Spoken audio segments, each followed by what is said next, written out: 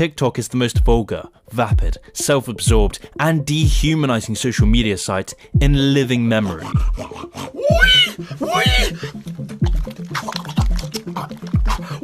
It's a platform marketed to teenagers which incentivizes underage girls to wear like burlesque dancers in strip clubs for the viewing pleasure of sex-crazed teenage boys and literal pedos. This is why TikTok serves as a sewer pipe of projectile diarrhea aimed directly at our gawping mouths.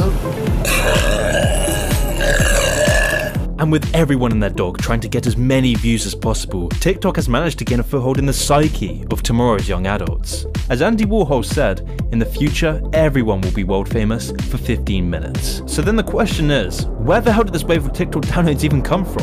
Why did the Reddit CEO call TikTok fundamentally parasitic? And why are governments around the world becoming so nervous about TikTok? Something else is going on.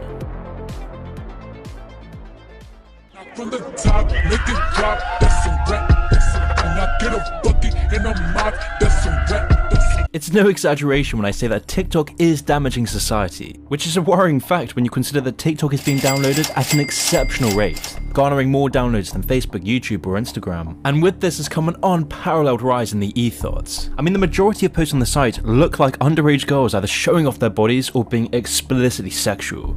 For example, just look at the TikTokers such as Charli D'Amelio, a 16-year-old girl who does nothing but shake her ass, wear skimpy clothes, and dance to insipid, droog-like songs. From doing just this, she has gained over 100 million followers on TikTok, with so many of these followers being horny men. I'm so fucking horny! What's even worse is that most of these TikTok stars haven't even left school. But nonetheless, this is in turn incentivizing the girls watching to mimic that exact behavior and chase the same dopamine dragon. Hang on, I almost caught the dragon! You almost got me! TikTok's design then exploits these young, underage teenage girls who are trying to become internet famous by being sexy, and honestly, it's just disturbing. So as TikTok grows, these sorts of people are the new role models for teenage girls. I mean, is it any wonder that doctors on TikTok are telling 12-year-olds to get STD treatments without their parents' knowledge?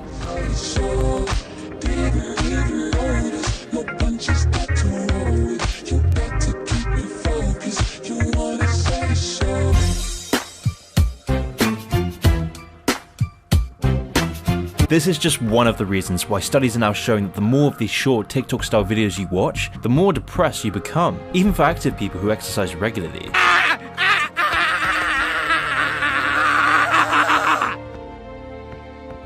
Being famous used to require having actual talent, but now as a result of TikTok, the measure of fame for teens is directly proportionate with the volume of tasteless debauchery the algorithm promotes. Vulgarity has replaced talent. The more vulgar and obtrusive, the better. Hello. Who are you? I'm here to help you. I can make you rich and famous. Really? You just have to do one thing. Get naked in front of everybody and worship me. Does that really work? Of course it works. I will make you extremely wealthy. In exchange, I need your soul. I mean friendship. Do we have a deal? Deal. Thanks to TikTok, young people are increasingly buying into the idea that narcissism, not fulfillment, not meaning, not authenticity, but narcissism is the ultimate measure of satisfaction. And is it really any wonder given the warped and corrosive view that's fed to Generation Z by TikTok's algorithm? But then again, that's the least of TikTok's problems. Because TikTok isn't just depressing and creepy, it's neurologically damaging. Never before have we seen attention spans drop so low. It's being reported that many in Generation Z have had their attention spans reduced to that of a goldfish. You would think this girl, like her fucking skin is growing onto this phone. She never goes anywhere without this phone in her hand, and she's always looking at it. Like, she can't talk to anybody for 5 seconds without looking at her phone, checking TikTok. I was in a video drought. You know the feeling. There are videos we watch because we've got to watch something and it's better this than nothing. You get stuck here long enough and you start drifting back to Tinder and Snapchat, but you know that's not where you belong. So you try this and that. Some videos get you with fancy graphics and thumbnails and all too often making you feel like you've been robbed of time. I couldn't bring myself to go there. And with friends and family constantly talking about TikTok, I eventually caved and downloaded it. It took me over an hour to escape from the most hollow and vacuous videos. I wasted so much time watching apes, guys shooting sword shotguns, and just complete narcissists assists, and in my own experience after watching these videos for hours, I would struggle to read a book for more than 15 minutes without getting fidgety, and I wasn't the only one having this issue, far from it. Turns out a whole generation of people are now wired into these dopamine-sucking videos, with the original source of this ugly behaviour being TikTok. The way TikTok works is that it adjusts your mind to demand as much instant pleasure as possible. And if you don't believe me, just try watching a movie from the 50s, 60s or even 70s after going on TikTok. And I reckon in most cases within minutes you'll be wondering, when will something happen? And this is because TikTok uses social engineering tactics. And one of the most effective ones TikTok uses is called intermittent reinforcement. You can see intermittent reinforcements most clearly in a casino. For example, when you use a slot machine, you don't win every time or win the same amount, because not only would it cost the casino a ton of money, but if you did win every time, the excitement and fun of gambling would be lost. Because when we expect a reward after a certain action, we tend to work less for it. Yet when the timing of the reward or the certainty that we'll get it at all is unpredictable, we tend to repeat the behaviour with even more enthusiasm. If you're going fishing, for example, and you're on a boat for hours and hours and you finally catch that fish, it feels so much better than just buying it on the counter. This is because we as humans relish the joy of a hard-earned reward that much more. And so in the case of TikTok, a video has to capture a user's attention very quickly to cause them to watch the whole thing. If a video doesn't capture your attention within a couple of seconds, it's swiping onto the next one. And so after countless videos fail to give you that dopamine rush, you will finally find that gem, that video you never knew you wanted so badly. Hey you guys, I'm here at the Minnesota State Fair and Peppa, what are you doing at the Minnesota State Fair? Only for our attention to last another 30 seconds or so before being hypnotized by the next video over and over. This can go on for hours, and the scrolling nature of TikTok allows you to watch the first couple of seconds of hundreds of videos, occasionally finding that one that gives you that rush of dopamine. So when you look at TikTok, it's interesting because it is a scroll, but they've actually done something new, I want to say, in some ways. And they have the vertical scroll, which is what you have on Facebook. For example, you're scrolling up on the news feed. But what this does is if you stop on a video and you like that video, it'll restart that video. So in a sense, you've got a horizontal scroll going on pleasurable content, and you also have a vertical scroll going, both. So it'll just auto load, and you'll be in this pleasurable dopamine state, carried away. It's almost hypnotic, You'll keep watching and watching, and then if you want to scroll up, there you go on the traditional scroll again to the next. And there goes that dopamine hit again. This is leading to a huge decline in Generation Z's short-term memory and attention span, which is why TikTok serves as an opiate to the masses, reducing our mental, moral, and physical capabilities in return for that sweet dopamine hit. Oh, but I agree. I think we have no idea what technology is, how it's going to impact in the long run. We don't have enough of a test case yet. Right. And I can look at my kids and and just within my little microcosm of my three little dudes, their sort of their attention span, right, and their ability to, and you can see it impacting. You can see it impact the way that they study, the way that they learn, the way, and I don't think we're, again, I'm not a Luddite, but I don't know that we're doing ourselves any favors, right? And I don't think we're doing ourselves favors either, and I don't think there's any way of pulling back from it. And who's better at social engineering than TikTok's biggest investors, the Chinese government? TikTok's highest ranks are unsurprisingly littered with Chinese officials, the very same people who have been using Silicon Valley-funded social credit scores to control their population.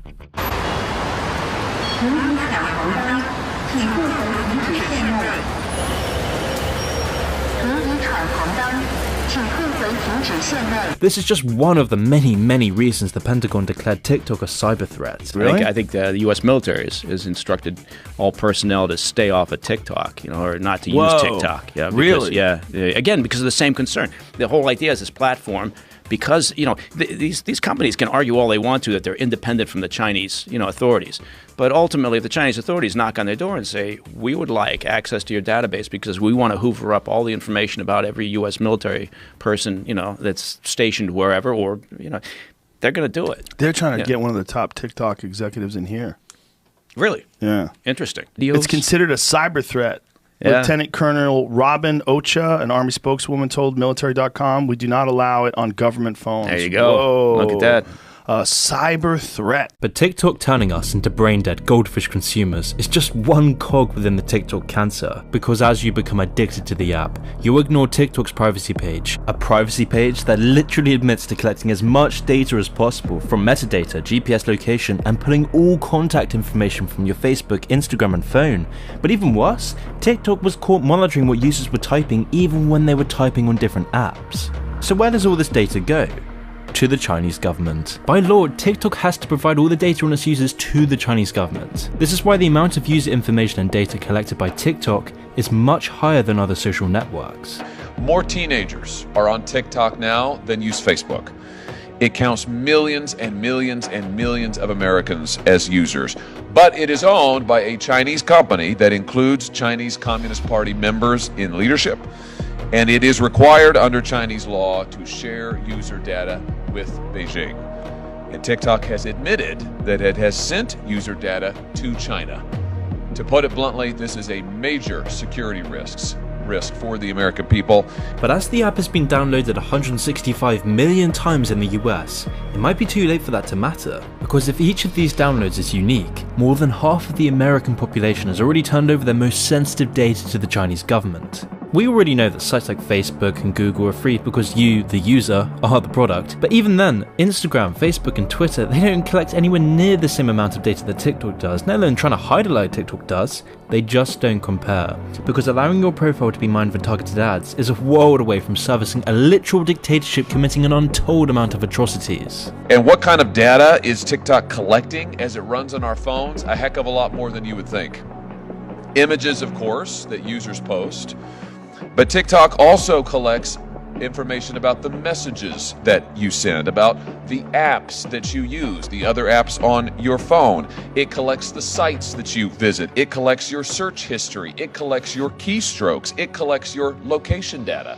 It stores all of this and maybe lots more. And I can tell you, as the father of two small children, who already have many of their friends on social media, even though they're quite young, I find this absolutely horrifying, and we know that it's a national security risk. Since our last hearing on this subject, the Pentagon, the Department of State, the Department of Homeland Security, and the TSA have all banned their employees and service members from using TikTok on government devices.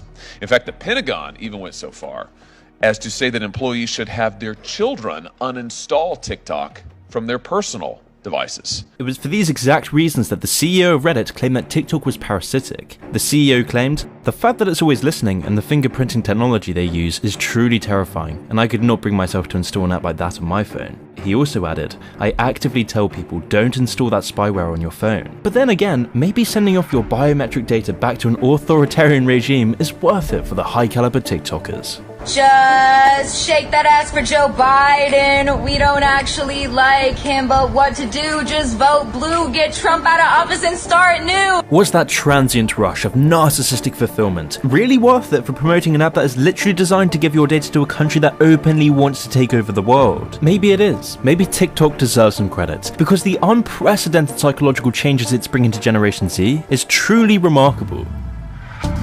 It's almost as if TikTok is China's attempt at pushing their propaganda out to the world. I mean, that would explain why researchers have grown worried that the app could prove to be one of China's most effective weapons in the global information war, bringing Chinese-style censorship to mainstream US audiences and shaping how they understand real-world events. The imprisonment of more than 1 million Uyghurs, the corruption of upper-level party members, pro-Taiwan, pro-Hong Kong, pro-Tibet movements, all of it is censored. Anything that's a news source must be in line with the version of the world China wants people to see. This is because China has caught on to the fact that those who control social media algorithms pick the president. Most powerful people in the world today are the people who are writing the algorithms for Twitter and Facebook and Instagram, because they're controlling the spread of information. They're literally rewriting people's brains. They're programming the culture. The day is coming when the politicians realize that these social media platforms are picking the next president, the next congressman. They're literally picking.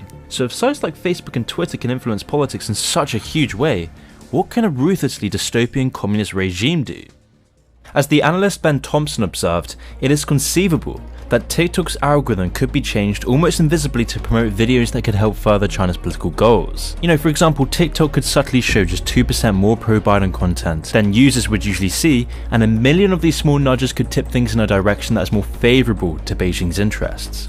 This is why China has been pouring a ton of money into getting TikTok widely used through a campaign of paid content creation and marketing, because once they got their wide-scale buy-in, China had free reign.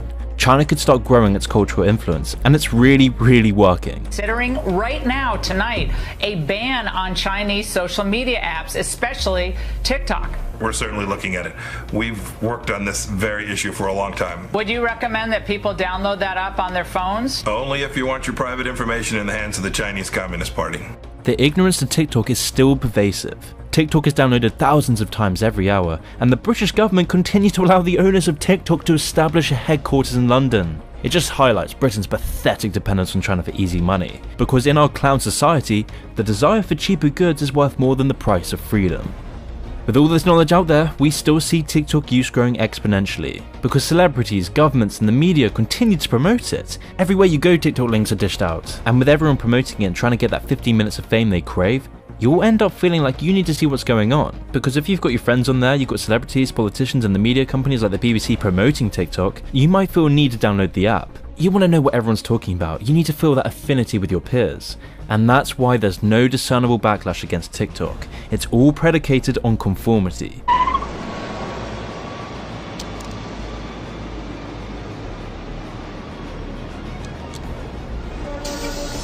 We are seeing our minds rot. We are becoming so numb with the deluge of entertainment on offer that we have no time or interest in improving our lives, no attention span to form our own ideas, no care for the existential threat China poses. We have to stop watching TikTok videos. We have to stop downloading TikTok. We have to completely reject this app before it's too late.